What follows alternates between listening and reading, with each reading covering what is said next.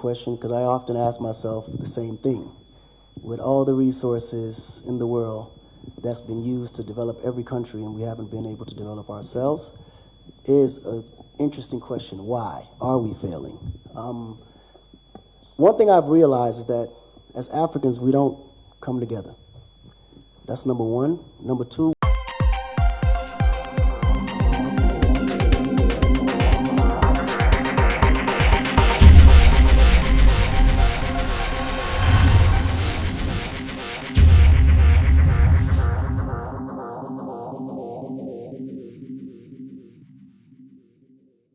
itself and power itself by the people. So we want to be able to create that model and copy and paste that throughout the continent. So we think it's very, very important because that will just be the spark of a forest fire that eventually one day will raise someone like me or someone that has the potential that I have to do the same. And the idea is for all of us to come unite and build our country together. As for the akon, which is our cryptocurrency, we want to be able to utilize that everywhere. We're currently beta testing right now in Kenya, which is doing amazingly well. We will be launching that within the next 90 days as an official cryptocurrency throughout Kenya, and eventually will one day become, hopefully, a currency to be used in Uganda as well. As you know, the akon is a little bit different from the average currency because it's not like the local currency where when you leave Uganda, you can't really cash it in for fiat currency. The crypto allows you to be able to use it globally. And akon will be one of those platforms, no matter where you go, you can be able to take your finances with you, invest with you, but it will be the heart of what you created here in Uganda. So we do want to be able to implement akon in Uganda, along not only with the city, but within the normal population one day to come as well. Okay, akon and aircoin. Make the distinction. Yes. Thank you so much. My name is Vincent Siriko. I work with Radio 1 and Akabo Skubere. Mine is about, you brought up some key point there. You said Africa has developed the rest of the continents and just forgotten itself. What's really failing Africa, in your view, to be up there, since we are the hub of the whole world, the whole world everyone is yearning for? Why are we failing as a continent to outshine the rest that are just feeding on us? Two. Let me answer that question first. Yes, that's actually a very interesting question because I often ask myself the same thing. With all the resources in the world that's been used to develop every country and we haven't been able to develop ourselves, is an interesting question. Why are we failing? One thing I've realized is that as Africans, we don't come together. That's number one. Number two, we don't trust each other. And number three, we're always competing and we're never in a position to unite. Not realizing that if me and my brother join forces, we're 2 times better than we are alone. If you look at the Jewish community, they have the least population in the whole world, but yet they control the whole world. It's because they unite, they come together. There's no coincidence that the United States is so respected globally and is the smallest continent. It's the United States. They come together. Now let's take it even a little further. If you calculate 30, 40 years ago, in the Middle East, they wasn't as powerful as they are today until they created the United Emirates. When you come together, you're a lot stronger. It's harder to defeat you. And it puts you in a better position because everybody can utilize those resources to get further. We're helping each other. We're giving each other knowledge. We're supporting every aspect of thought that can take you to the next level when you come together. So the biggest link that's the weakest for Africans is unity. The moment we decide to come together, we will be unstoppable. And I think that's the reason why we've been failing all these years. There's no reason why I have to get a visa to come to Uganda when I'm from Senegal. Why is that? Why can't we travel freely throughout the continent like everyone else? If you go through Europe, any country in Europe can go to any place in Europe without having, all you need is a basic ID or a passport. You mean we can't do that in Africa?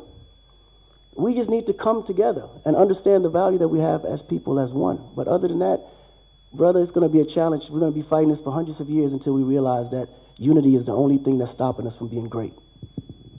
Thank you so much. Second was the Akon City Initiative. My brother asked it, but I don't know where it's repetitive, but I'd like to get the concept in the sense that it's being rotational and set up in different bases. Now you're choosing Uganda. What's unique about this initiative? And if you could quantify its bulkness in terms of impact to where you expect to have it located. Oh, you're talking about the city, right? Yeah, the city. Yeah. So, weigh in on it. well, my choice is really based on potential. You know, when I look at the potential of all the places in Africa from a touristic standpoint, I believe Uganda has one of the biggest potentials. I believe Senegal has one of the biggest potentials. I believe Ghana has one of the biggest potentials. You know, I believe Ethiopia has one of the biggest potentials. It's certain countries that just have huge potential. And it's less threatening in many, many ways. And I think when you look at it from that standpoint, it makes it easy to make a decision because through that potential, you can grow something that's viable.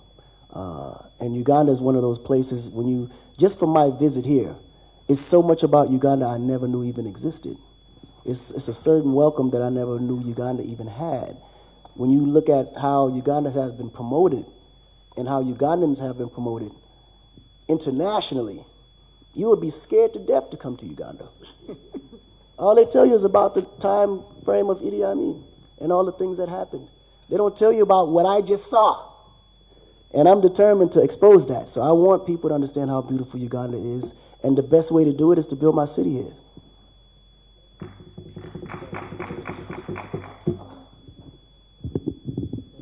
Thank you. Perfect. Any? Yes? Oh.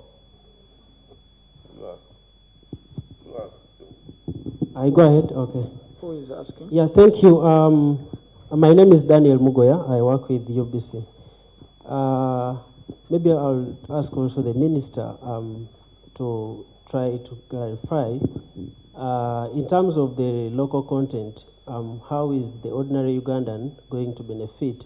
Recently, we heard of the Buy Uganda, Build Uganda. How is the ordinary Uganda going to benefit from such an initiative? Secondly, Mr. Akon, we would love to know how the management bit will be. For example, Africa faces a lot of corruption at large.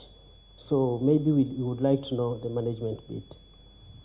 That's actually a very, very good question. That was always a thought for me because I always felt that corruption was the one thing that stopped Africa from growing. People don't realize how much corruption kills a country. And that was one of the biggest reasons why I decided that we're going to do and put akon within the city because it creates a system of transparency through the blockchain. You can't cheat the blockchain. You can't lie to the blockchain. You can't create any forgeable documents or anything through the blockchain. It opens the information up to everyone there, so you're forced to be completely honest. And that alone is going to change the game for Africa the moment blockchain is adapted into the country. So that, and you're 100% correct, you know, it's always been a problem. It's not just Africa. It's a problem in a lot of places. But the key is to get it set and positioned to where it's not an issue anymore. You know, because no one can sit here and tell me that the U.S. is not, you know, more corrupt than Africa. They just have more finances to hide the corruption. You know, that's it. But corruption exists everywhere. That's not, if you spend too much time on corruption, you never get anywhere. The key is spending time on empowering the people so they don't have to be corrupt. And I think that's the goal for us. We don't care about the corruption that exists, but the goal is to power more people or enough people to where corruption won't matter because people are all eating and everyone's feeding their families.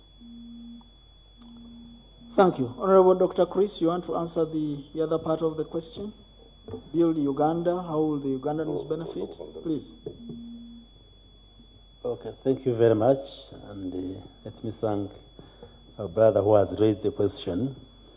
As earlier indicated by the Honorable Musumba, that we are going to identify a piece of land the size of 1 square mile And tomorrow we are going to overfly together with Mr. Akon the different areas which we are looking at, and then settle for one area where this city will be located. First of all, the city will be here in Uganda, and it's immovable. And yes, you will mobilize resources to put up this city, but it will definitely be constructed by people from Uganda, because we shall have to provide the labor force will be from here. So immediately as it's being constructed, it will provide employment to our people. And as you know, construction has a multiplier effect, because there are many people who get involved in the process of construction.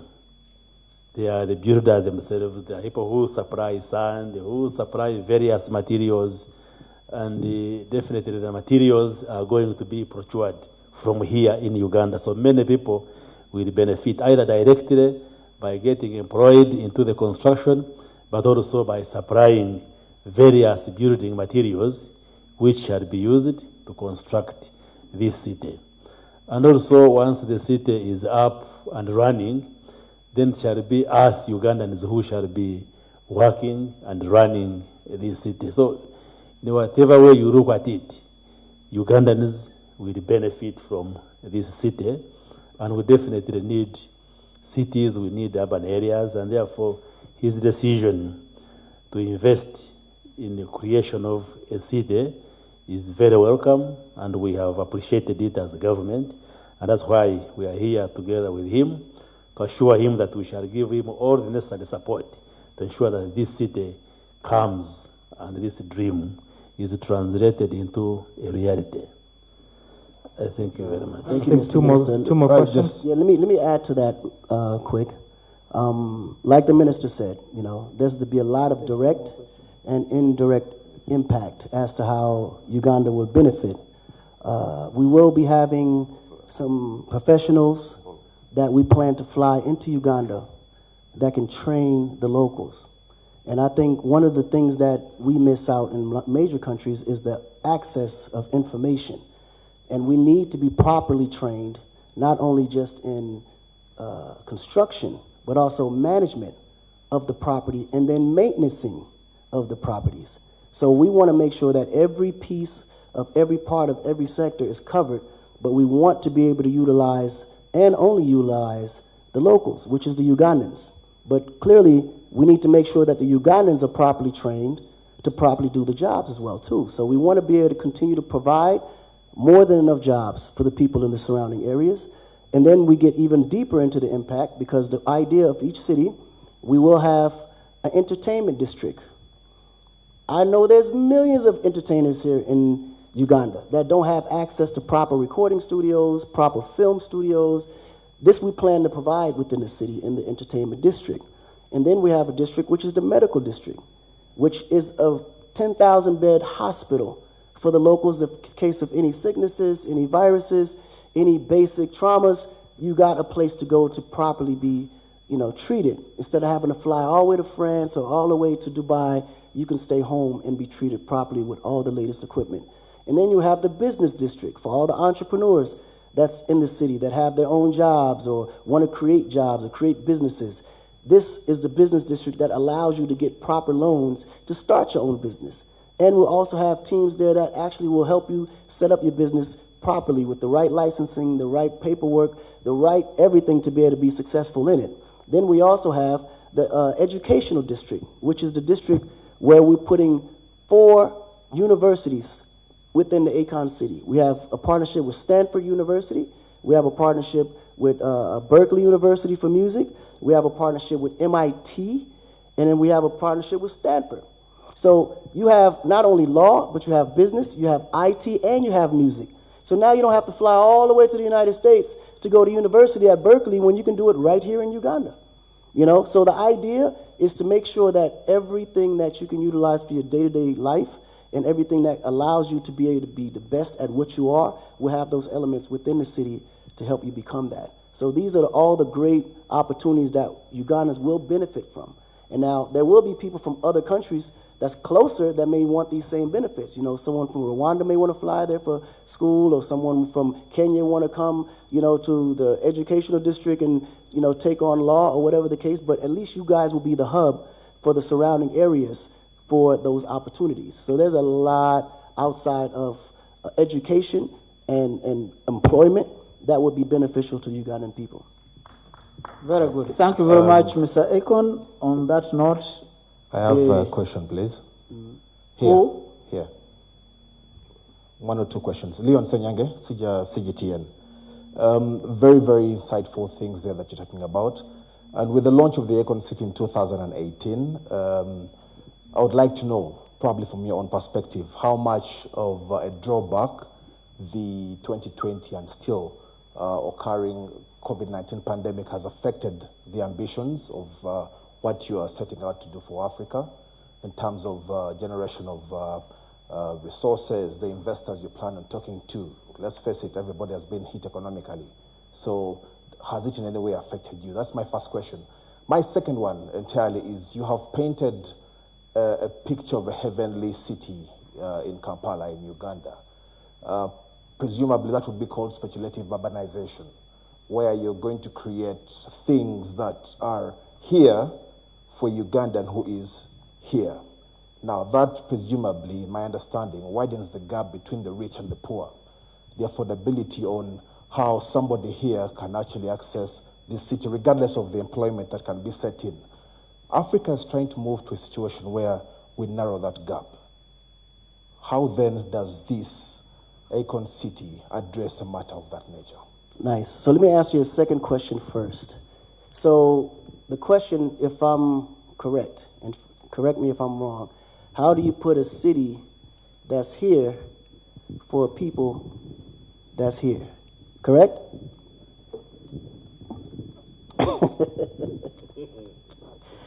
This is the problem right here. What makes us here? Why aren't we here? You do know that we're the reason why the people that's here are here. So it's like, it's the mind state. And I think the mentality of us as a people, we already believe that we're not worth what we're worth. I know for sure we're worth way more than what people look at us to be, because their idea and their goal is to keep us to think that we're nothing so they can continue to be something. Without Africans, the world won't exist. Without Africa itself, economy won't even exist. And I don't see why there's a reason why we can't build something up here for people that's up here. I look at all of us as we're right here. The only thing that stops us from being poor and rich is opportunity. And if we don't put opportunity in a place where there's less opportunity, people will never have the opportunity to be great. So I don't look at it as a standpoint of something that people can't afford. I know if I put it there, they're going to find a way to afford it because it's going to motivate them to be bigger than what they are now. And I think if we put ourselves in a situation to think that things that seem to be impossible is impossible, we'll never reach a goal outside of who we are. And I remember the time of history that I was taught when Africa controlled the world. We were kings, queens, richer than anybody you can ever think about. When you look at certain names that made people like Bill Gates live in projects, they had so much money. Because the resources were so rich in, we just unfortunately aren't educated enough to know how to monetize those resources to our benefit. But ultimately, when you do and create an opportunity, people grow with that opportunity. People learn with that opportunity. People are motivated with that opportunity. So it may seem to be something of this nature today, but I guarantee you, you give an African a nickel, you give him 5 years with the right mind state, he'll turn that nickel into 5 billion. Because I'm a hustler, so I know how to flip a dollar. But I have the mind state to believe that I can do it. You guys are no different to me. I come from you. Like, we have the same blood. But the difference that I had was I went to the U.S. and got motivated. I saw what you just had to, like, I seen with my own eyes what man can accomplish. And till this day, people around the world is trying to figure out how the hell those Africans build those pyramids with no machines. Believe me, we have the capability. We just have to believe in ourselves enough to know that we can do it. So let's not discourage each other that the city's going to come here and fail. Let's know that when the city comes here, it's coming to win, and I'm going to need your support to do that. Thank you very much, Akon. I will I have end. one question, sir. No. We will end here because our guest has other engagements. Thank you very much, ladies and gentlemen. Thank you very much. He missed out on the COVID question, please. The COVID, how COVID could have affected his investments. That's actually a very good question. We did launch the announcement that we plan to build Akon City in 2018. So what you heard was the announcement that it was going to happen. Then 2019, COVID actually hit. It did affect a lot of planning and preparation. The piece that actually helped us, and we were blessed, was the fact that we weren't in construction. But everyone was working from home and through the offices, so we were able to continue to still get logistics, contracts, and things of that nature done. So it didn't affect us as much as it should have because of the timing of it. And I think, God just had a better plan for us. So we actually got a lot more work done during COVID because we were able to focus on what was important. And now we're on the last bit of the soil studies in Senegal before starting construction in a few months. So it actually helped us out. For Uganda, COVID hopefully won't be an issue because we are currently at the tail end of it. So let's just pray that it doesn't get worse or another virus come to affect the process. But ultimately for us, the virus wasn't that much of an issue because of the things that we were doing wasn't contactual, if that makes sense. Thank you very much. We will end here. Shall we? Yes. Oh, you're ending now? Yeah. All right. Well, before we do end, I do want to thank the president. I really, Papa Mose put in a very good belief system in what I wanted to do here in Uganda. And I wanted to express that personally because, coming from the United States, you get so much. You get a lot of people saying a lot of things. Why Uganda? He's this, he's that. And I'm sure everyone here gets it. And one thing I want to emphasize is that you guys live here. I want you to really understand the role of government. Because a lot of people, unfortunately, we don't know the role of government. We depend on government to do everything. But government is just simply a system that regulates what you want to do and make things easier for what you need to do. But in the end of the day, the government is not going to do the work for you. We as a people have to put in the work. We have to go in and make it happen. And then the government's job is to open the doors to give it easier access for licensing, regulation, security, financing, things of that nature. But we have to go in and actually put in the work. So ultimately, he showed his leadership towards me, opened the doors, put me with his whole administration. Everybody was very supportive. They're opening the doors to make sure that Uganda is a better place. And I wanted to personally thank him, myself personally. And he loves my wife like his sister and daughter. So I got to love him the way he loved my wife. And I just wanted to say thank you to him. Honestly.